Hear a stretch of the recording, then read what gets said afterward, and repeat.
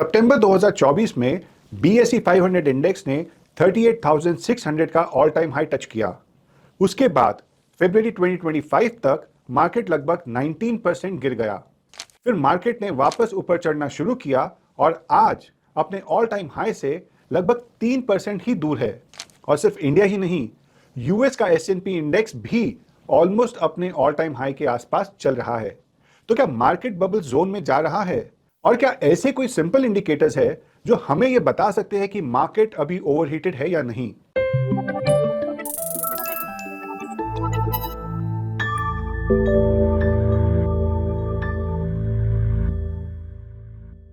Hello and welcome to ET money Hindi YouTube channel. आज के video में हम कुछ इजी टेक्निक्स बताने वाले हैं जिससे आप समझ पाओगे कि मार्केट अभी किस डायरेक्शन में जा रहा है।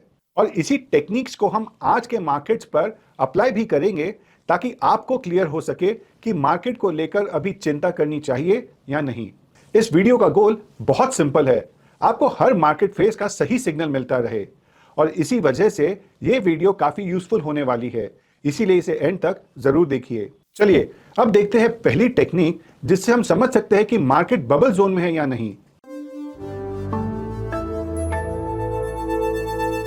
सबसे सिंपल और डायरेक्ट तरीका है कि मार्केट के वैल्यूएशंस को उनके हिस्टोरिकल एवरेजेस से कंपेयर करना। इसके लिए आपको किसी भी मेजर इंडेक्स के P ratio, price to book ratio या डिविडेंड यील्ड को लॉन्ग टर्म मीडियन के साथ कंपेयर करना होगा।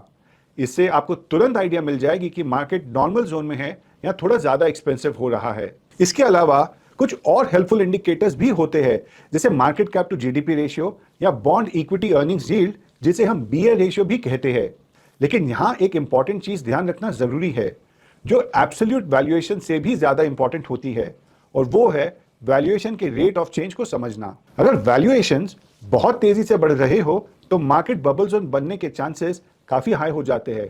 अगर हम एग्जांपल ले, मार्च 2007 से दिसंबर 2007 के बीच BSE 500 इंडेक्स का पी रेशियो सिर्फ 9 महीनों में 17 से बढ़कर 28 तक पहुंच गया। पी रेशियो बेसिकली प्राइस और अर्निंग्स दोनों पर डिपेंड करता है। इस पीरियड में इंडेक्स खुद भी बहुत तेजी से ऊपर गया था और इसी वजह से ही प्राइस टू अर्निंग्स भी ऊपर चला गया। फिर जैसे ही यूएस में सब प्राइम मॉर्गेज क्राइसिस की न्यूज आई, मार्केट गिर गया और पी रेशियो भी डायरेक्टली नीचे आ गया। आप यहां शायद ये कह सकते हैं कि मार्केट गिरने का मेन रीजन वैल्यूएशन नहीं बल्कि हाउसिंग क्राइसिस था। अगर क्राइसिस नहीं होता तो मार्केट शायद नहीं गिरता, और यह बात सही भी लगती है। लेकिन जब मार्केट में बहुत ज्यादा एक्साइटमेंट होती है, कोई छोटी सी नेगेटिव न्यूज भी मार्केट को गिराने के लिए काफी होती है। इसीलिए बबल का पहला सिग्नल होता है वैल्यूएशन का तेजी से बढ़ना, और वो भी बहुत कम टाइम में। अब अगर आप सिर्फ करंट वैल्यूएशंस को पुराने नंबर से कंपेयर करोगे तो पिक्चर क्लियर नहीं मिलेगी।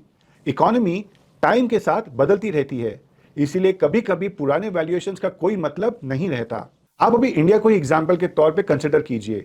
आज का इंडिया 15-20 साल पहले जैसा बिल्कुल नहीं है, इसीलिए उस टाइम के वैल्यूएशंस आज काम नहीं करते। तो यहां दो चीजें जरूर करो। पहला, जब आप करंट वैल्यूएशंस को पुराने डेटा से कंपेयर करते हो तो लास्ट 10 साल तक का डेटा यूज करो, उससे पिक्चर क्लियरर मिलेगी। और दूसरा, देखो कि वैल्यूएशंस में शॉर्ट पीरियड में कोई शार्प जंप आया है या नहीं। हाँ, इकोनॉमी टाइम के साथ बदलती जरूर है, लेकिन इतना बड़ा चेंज यूजुअली नहीं होता कि वैल्यूएशन मल्टीपल्स कुछ ही टाइम में कंप्लीटली बदल जाए। चलिए अब हम प्रेजेंट की बात करते हैं। अगर लास्ट एक साल का पी रेशियो देखें तो इसमें कोई स्ट्रॉन्ग जंप नजर नहीं आ रहा। इंडिया के BSE 500 इंडेक्स का पी पूरे साल में बस एक रेंज में ही रहा है, लगभग 23 से लेके 26 के बीच। तो सिर्फ इस मैट्रिक को देखकर मार्केट बबल जोन में तो नहीं लगता। सो अब हम आते हैं अपने नेक्स्ट मेथड पर। यह पॉइंट बेसिकली पिछले पॉइंट को दिखाने का सिंपल तरीका है। अगर आपको शॉर्ट टाइम में यूजुअली हाई रिटर्न्स मिल रहे हैं तो थोड़ा संभल जाओ, क्योंकि मार्केट रिटर्न्स हमेशा लॉन्ग टर्म एवरेजेस की तरफ वापस जाते हैं। इसको मीन रिवर्जन भी बोलते हैं। बुल फेज में रिटर्न्स एवरेज से बहुत ऊपर जा सकते हैं, लेकिन करेक्शन भी उतना ही जल्दी आता है। अब अगर आप चार्ट देखोगे, इस पीरियड में BSE 500 ने एक साल में सबसे ज्यादा 100% के रिटर्न्स दिए हैं और सबसे कम -34% थे। और चार्ट में आप क्लियरली देख सकते हो कि जब जब रिटर्न स्पाइक हुए उसके बाद नेक्स्ट पीरियड में वो गिर भी गए, यानी जंप के बाद करेक्शन ऑलमोस्ट हमेशा आई है। एक साल का एवरेज रिटर्न्स इस पूरे पीरियड में सिर्फ 13% ही रहा। तो हम ये कह सकते हैं कि हिस्टोरिकली इंडियन मार्केट्स का टिपिकल 1 ईयर रिटर्न लगभग 13% के आसपास रहा है। अगर आपको 13% से बहुत ज्यादा रिटर्न्स मिल रहा है तो चांसेस हाई होते हैं कि करेक्शन जल्दी आ जाएगा। लेकिन इसका उल्टा भी हो सकता है। अगर आपका एक साल का रिटर्न 13% से काफी कम है तो हायर चांसेस है कि मार्केट अभी और अच्छा करे। अब इसी इंडिकेटर को करंट मार्केट सिचुएशन पे अप्लाई करते हैं और देखते हैं। अगर हम BSE 500 के रोलिंग रिटर्न्स का चार्ट देखें तो 1 ईयर का एवरेज रिटर्न्स 13% से काफी नीचे है। हालांकि मार्च 2024 में रिटर्न्स लगभग 42% तक चले गए थे, पर तब से वो मीन रिवर्ट होकर नॉर्मल रेंज में आ रहे हैं। इसका मतलब है कि आगे चलकर बेटर रिटर्न्स मिलने के चांसेस है। तो इस मेट्रिक के हिसाब से भी मार्केट बबल जोन में नहीं दिख रहा। तो अब चलते हैं अगले मेट्रिक की तरफ जो हमें मार्केट बबल का अंदाजा लगाने में हेल्प कर सकता है। लेकिन उसके पहले एक छोटी सी रिक्वेस्ट, अगर आप चैनल पर नए हो तो चैनल को सब्सक्राइब जरूर कीजिए और बेल आइकन दबाना भी मत भूलिए ताकि हमारी वीडियोस आप मिस ना करें। अब मार्केट बबल जोन में है या नहीं ये चेक करने का एक और तरीका है, पूरा लाइफ साइकिल चेक करना। अमेरिकन इकोनॉमिस्ट हेमन मिन्स्की ने अपनी book stabilising an unstable economy में बबल के 5 सिंपल स्टेजेस बताए हैं। ये 5 स्टेजेस है displacement, boom, euphoria, profit taking और पैनिक। डिस्प्लेसमेंट तब होता है जब इन्वेस्टर्स कोई नए ट्रेंड देखते हैं, जैसे न्यू टेक्नोलॉजी, लो इंटरेस्ट रेट्स या मार्केट में ज्यादा लिक्विडिटी। ये नया ट्रेंड इन्वेस्टर्स को मार्केट में अट्रैक्ट करता है। मार्केट के बुल फेज में प्राइसेस बहुत जल्दी बढ़ने लगते हैं और जैसे जैसे प्राइसेस ऊपर जाते हैं मार्केट में और इन्वेस्टर्स आ जाते हैं। आज के टाइम में इसका बेस्ट एग्जांपल है आर्टिफिशियल इंटेलिजेंस यानी AI वेव है।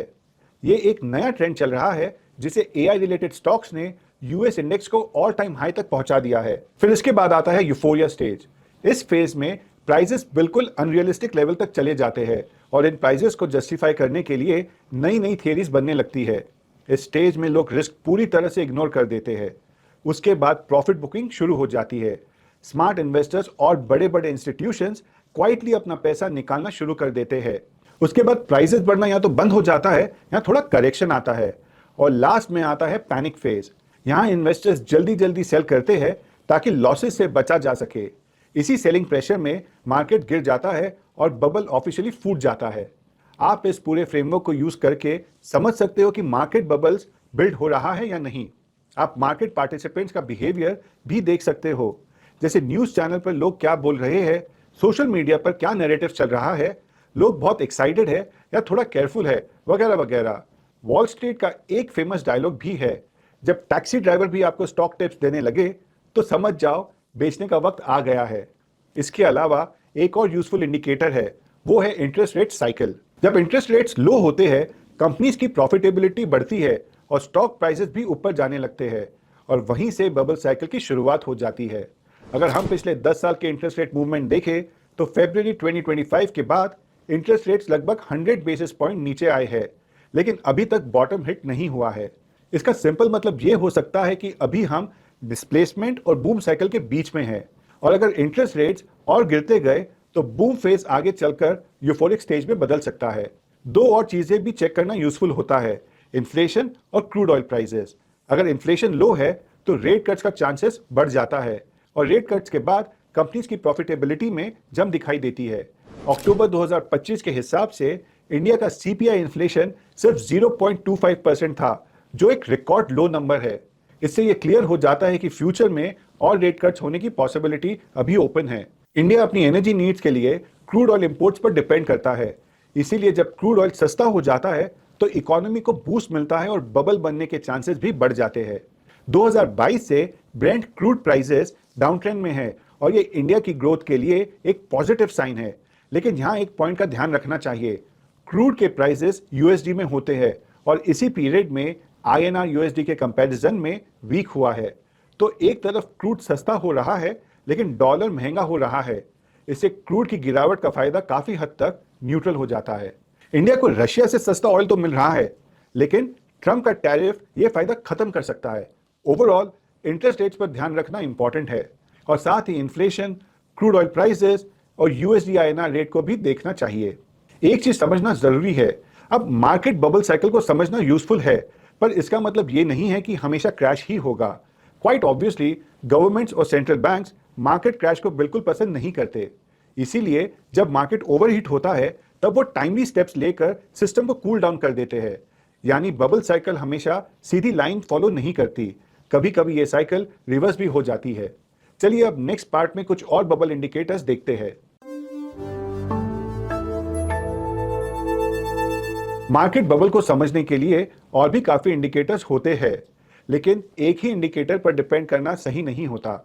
बेटर ये होगा कि आप मल्टीपल इंडिकेटर्स को साथ में देखिए, और अगर ज्यादा इंडिकेटर्स रेड सिग्नल दे रहे हैं तो आपको अलर्ट हो जाना चाहिए। पहला फैक्टर है बिजनेस एंड पॉलिटिकल एनवायरनमेंट। अक्सर जब कुछ बहुत अच्छा चल रहा हो तो कुछ ना कुछ बुरा हो जाने का रिस्क भी बढ़ जाता है। जैसे अगर बिजनेस एनवायरनमेंट बहुत पॉजिटिव है और कंपनी लीडर्स अपने फ्यूचर को लेकर सुपर कॉन्फिडेंट है, तो ये भी एक अलर्ट रहने का रीजन हो सकता है, क्योंकि ये सिचुएशन बबल साइकिल को बूम से यूफोरिक फेज में ले जा सकती है। पॉलिटिकल एनवायरनमेंट में भी सेम लॉजिक लगता है। अगर पॉलिटिक्स स्टेबल हो और पॉलिसीज बिजनेस फ्रेंडली हो तो बबल और फास्ट बन सकता है। आरबीआई के डेटा के हिसाब से इंडिया का बिजनेस एक्सपेक्टेशन इंडेक्स अभी अराउंड 126 पर है। ये 2021 से ऊपर है, पर 2022, 2023 और 2024 जितना हाई नहीं है। तो बबल के पॉइंट ऑफ व्यू से ये एक पॉजिटिव साइन है। अब चलते हैं सेकंड फैक्टर की तरफ, जो है वोलेटिलिटी। बबल फूटने से पहले वोलेटिलिटी बढ़ने लगती है। ये नॉर्मल होता है क्योंकि बायर्स और सेलर्स के बीच टग ऑफ वॉर शुरू हो जाती है। मार्केट कभी ऊपर तो कभी नीचे बहुत फास्ट मूवमेंट दिखाई देती है। वोलेटिलिटी को मेजर करने का सबसे कन्वीनियंट इंडिकेटर है VIX। अगर इंडिया विक्स ऊपर जा रहा है तो वोलेटिलिटी बढ़ रही है, और अगर विक्स गिर रहा है तो वोलेटिलिटी लो है। पिछले 5 साल में विक्स का ओवरऑल ट्रेंड डाउनवर्ड्स रहा है और अभी विक्स सिर्फ 12 पर ट्रेड कर रहा है, जो 15 के मीडियम से भी काफी नीचे है। ये ट्रेंड और करंट लेवल्स दोनों बताते हैं कि अभी मार्केट बबल जोन में नहीं है। अब चलते हैं तीसरे इंडिकेटर की तरफ, वो है इंस्टीट्यूशनल फ्लोज। जब मार्केट बबल जोन के पास होता है तो स्मार्ट इन्वेस्टर्स और इंस्टीट्यूशंस अक्सर सेलिंग मोड में चले जाते हैं। इसीलिए इंस्टीट्यूशनल फ्लोज का ट्रेंड देखना काफी हेल्पफुल हो सकता है। इससे ये समझ में आता है कि मार्केट में कितनी ओवर एक्साइटमेंट चल रही है। अगर पिछले 1 साल का डेटा देखें तो FIIs ओवरऑल नेट सेलर्स रहे हैं, जबकि DIIs नेट बायर्स। अगर हम ओवरऑल नंबर्स देखें तो DIIs ने तकरीबन 6.86 लाख करोड़ के स्टॉक्स खरीदे हैं और FIIs ने अराउंड 3.06 लाख करोड़ के स्टॉक्स बेचे हैं। मतलब DIIs ने FIIs की सेलिंग को पूरा कवर कर लिया है। और एक सिंपल बात, अक्टूबर 2024 के बाद एक भी महीने में DIIs ने सेलिंग नहीं की, तो FIIs चाहे नेगेटिव मूड में हो, DIIs की स्ट्रॉन्ग बाइंग की वजह से ये बबल का साइन नहीं लगता। अब आते हैं नेक्स्ट पॉइंट पर। जब स्टॉक्स में पब्लिक इंटरेस्ट बढ़ जाता है और लोग बहुत ज्यादा एक्साइटेड हो तो ये सिग्नल होता है कि मार्केट यूफोरिक जोन में जा रहा है। पब्लिक का मूड समझने का एक सिंपल टूल होता है गूगल ट्रेंड्स। गूगल ट्रेंड्स पर आप सिंपल कीवर्ड्स जैसे buy stocks, hot stocks, best stocks वगैरह वगैरह सर्च करके उनके ट्रेंड्स देख सकते हो। एग्जाम्पल के लिए पिछले 90 दिनों में बेस्ट स्टॉक्स कीवर्ड का गूगल ट्रेंड्स रिजल्ट कुछ ऐसा रहा। गूगल ट्रेंड्स में 100 का मतलब होता है पीक इंटरेस्ट। नंबर जितना 100 से नीचे होता है, इंटरेस्ट उतना ही कम होता है। अभी के टाइम पर सर्च एक्टिविटी मीडियन से कम है।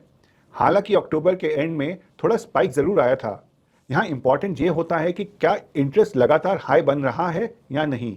अगर क्विक प्रॉफिट या best stock to buy now जैसे सर्च टर्म बार बार 100 तक पहुंचने लगे तो ये राइजिंग ग्रीड का साइन भी हो सकता है और बबल बनने की शुरुआत भी।